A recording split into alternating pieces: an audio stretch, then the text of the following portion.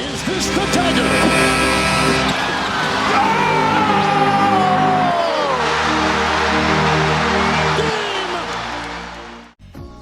G'day guys, JB here, coming to you with yet another Legends profile video, and it has been quite some time since I've been able to get this one out. This one certainly isn't out in the amount of time that I wanted to get it out in. Certainly from a starting standpoint, I don't think it's any surprise that I probably would have liked this one to be out close to 12 months ago.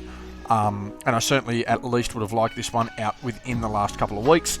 But real life situations regarding work and just generally trying to keep that balance, especially when it's not a paid gig, certainly does make it hard to try and pump videos out, particularly when there's no modern motivation and not a constant update and flurry of news. But history of game, well, it's still a passion, and it's one that will stay with me.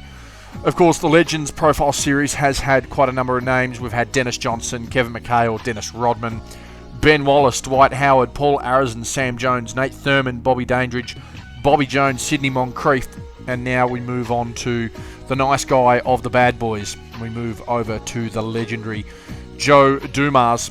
Quite a capable player, Joe Dumars, in his own right on both ends of the floor. Pretty successful individual from a non-playing standpoint within the NBA as well, and holds quite an office at the moment. So let's get into it. Let's get into the latest edition of Legends Profile. Let's take a look at Joe Dumars. Proof that nice guys don't always finish last. Let's take a look at the playing career carved out by one of the greatest guards in the history of the Detroit Pistons, Joe Dumars. He's a two-time NBA champion, a one-time Finals MVP, one-time All-NBA second-team selection, a two-time All-NBA third-team selection, a four-time All-Defensive first-team selection, a one-time All-Defensive second-team selection, a six-time All-Star, and an All-Rookie first-team selection. And he finished top 10 in MVP voting once. In the regular season, he played 1,018 games, averaging 34.5 minutes. He averaged 16.1 points, 2.2 rebounds, 4.5 assists, 0.9 steals, and 0.1 blocks on 2 turnovers. He shot 46% from the field, 38.2% from deep, and 84.3% from the free throw line. In the playoffs, he played 112 games and averaged 36.6 minutes per game. He averaged 15.6 points, 2.3 rebounds, 4.6 assists, 0.8 steals, and 0.1 blocks on 1.8 turnovers. He shot 46.2% from the field, 35.8% from deep, and 85.5% from the free throw line. And in the NBA Finals, he played 16 games, averaging 36.9 minutes per game. He averaged 19.1 points, 2.3 rebounds, 5.3 assists, 0.6 steals, and 0.1 blocks on 2.1 turnovers. Shot 50% from the field, 27.2% from deep, and 88.8% from the free throw line. Despite having played for the bad boy Pistons and having achieved a generous amount of off-court success, Joe Dumars is best remembered as the one player that made it out of the Detroit basketball scene of the late 1980s, early 1990s, having not been tarred with the same brush as the likes of Isaiah Thomas, Bill Laimbeer, and Dennis Rodman. As the best two-way player for the Pistons through his career, Dumars set a standard both on and off the floor that saw him garner the admiration of his teammates, the respect of his opposition, and deliver off-court success for both the Pistons and the league itself. In an era that saw Michael Jordan and Clyde Drexler dominate the shooting guard position, Dumars can stake his claim alongside Mitch Richmond as the third best player at his position for the length of his career, as a clutch scorer and tenacious defender that Jordan himself regarded as his toughest direct opponent. Starting off alongside Isaiah Thomas and winding down next to Grant Hill, Dumars oversaw the two most exciting periods of Piston basketball in their history to that point on the floor, before transitioning into the front office to help deliver their most successful without him. Like many other players covered through this series, it's rare that you'll see Dumars ranking on an all-time leaderboard for the league. However, he remains a feature among the Detroit franchise. He's the Pistons' all-time leader in games, three-point makes and attempts, and offensive win shares. He remains top 3 in minutes, shots made and taken, free throws made and missed, assists, steals, points, turnovers, and total win shares, and remains inside the top 10 in free throw percentage and defensive win shares. Dumars would have to be seriously considered as one of the greatest Pistons of all time, alongside the likes of Isaiah Thomas, Ben Wallace, Bob Lanier, Grant Hill, Chauncey Billups, and Dave Bing. After finishing his college career at McNeese State, averaging 22.5 points, and as the 11th highest scorer in NCAA history, Dumars was drafted 18th in 1985. Of course, the 1985 draft is often speculated as the frozen envelope draft that saw Patrick Ewing head to the Knicks as the number one pick, but it also featured an elite level of NBA talent across the board. Ewing and Dumars, along with Chris Mullin, Karl Malone, Arvydas Sabonis, all made it to the Hall of Fame, while Xavier McDaniel, Charles Oakley, AC Green, Terry Porter and Michael Adams all made at least one All-Star game. Adding key players such as Manute Bol, Hot Rod Williams, Gerald Wilkins, Spud Webb and Mario Elie, and you have arguably the most rounded draft class in the history of the league.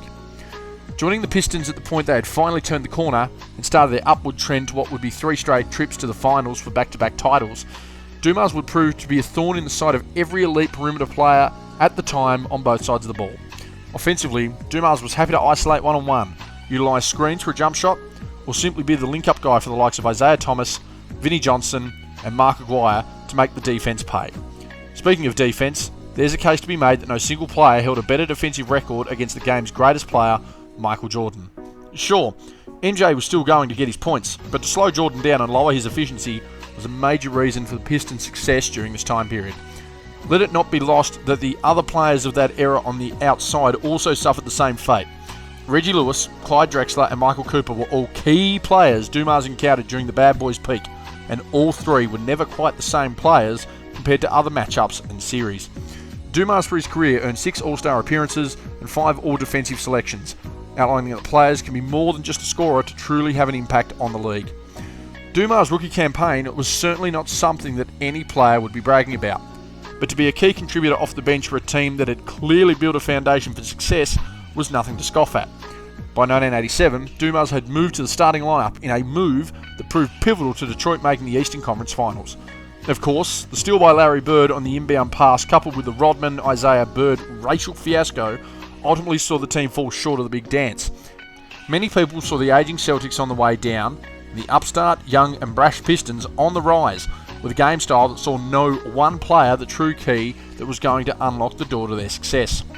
1988 saw that come to fruition as Dumars again took the next step. More minutes, more scoring and more responsibility, coupled with embracing the defensive identity of the Pistons, saw Dumars as the team's best two-way player, a key factor if they were going to be the standard bearer for the league.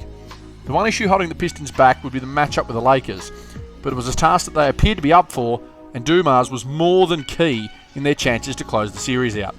A pinch-hitting 16 points coupled with 10 assists in Game 6, alongside the legendary efforts of a one-legged Isaiah Thomas, looked to have secured the Pistons' first title.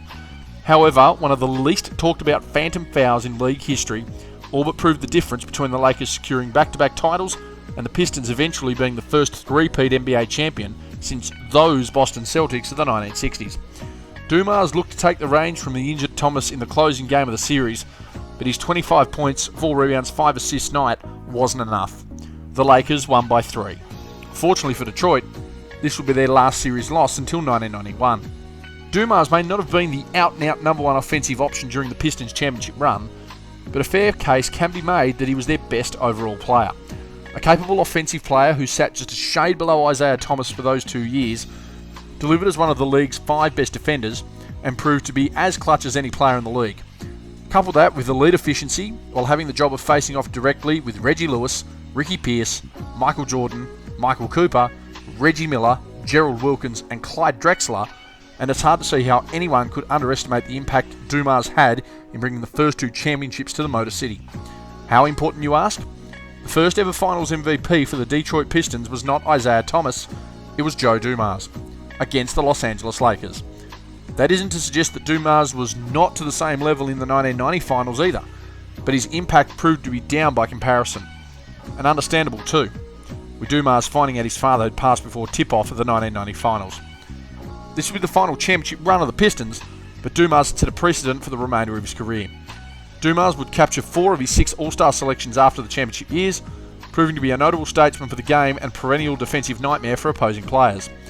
Joined eventually by Grant Hill during the transition period of Pistons basketball, Dumars called time as a player following the lockout season of 1999.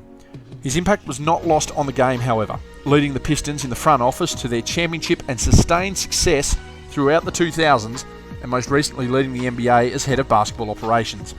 His number 4 is retired by Detroit, and he has his rightful place among the greats of the game in the Naismith Basketball Hall of Fame, as a member of the class of 2006.